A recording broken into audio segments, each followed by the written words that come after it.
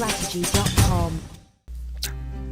Hello again, this is Chris looking at the upcoming October 20th training session. I have the economic calendar in front of you as usual, and you can see that the market really doesn't have a whole lot in the way of announcements. Maybe German PPI month over month might, they haven't even announced the forecast yet, might move the markets, but I really doubt it. Really comes down to China and the GDP numbers year over year and quarter over quarter. That could define the risk on, risk off attitudes of Tuesday, because it's going to be so late that the European markets, the US markets, etc., will all be closed. So really it won't have an effect till Tuesday. But that being said, there are plenty of technical setups we can look at.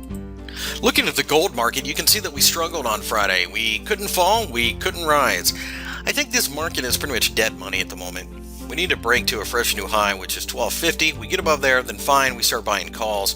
We pull back. We're not interested in buying puts, though, because there's so much in the way of noise below. Looking at the S&P 500, you can see that we broke higher, heading towards the 1900 level.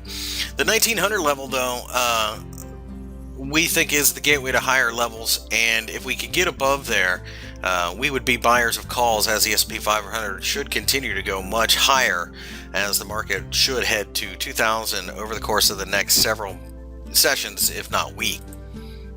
The euro dollar, as you can see, fell significantly during the session on Friday here, breaking back below the 1.28 level. With that, we feel that the market probably continues back down to the 1.25 level, and we are buyers of puts. Eventually, we believe 125 gets broken to the downside and we go to 120, but right now, we think the small ball will be the name of the game, and we will continue to buy puts short term and eventually grind lower. Looking at the FTSE, it looks like we are going to bounce a bit here. If we can get above 6,400, we'd be buyers of calls. We think that perhaps a break above there sends this market back to 6,900, but that being the case, we have to be patient. We're not willing to buy puts at this moment in time. We think that a pullback here could be a nice buying opportunity for calls if we show signs of support. We think that it's so supportive down at 6,100, which, if you look at the longer term charts, it's actually a bit of a double bottom. So at this point in time, we feel encouraged that we should at the very least get a significant bounce.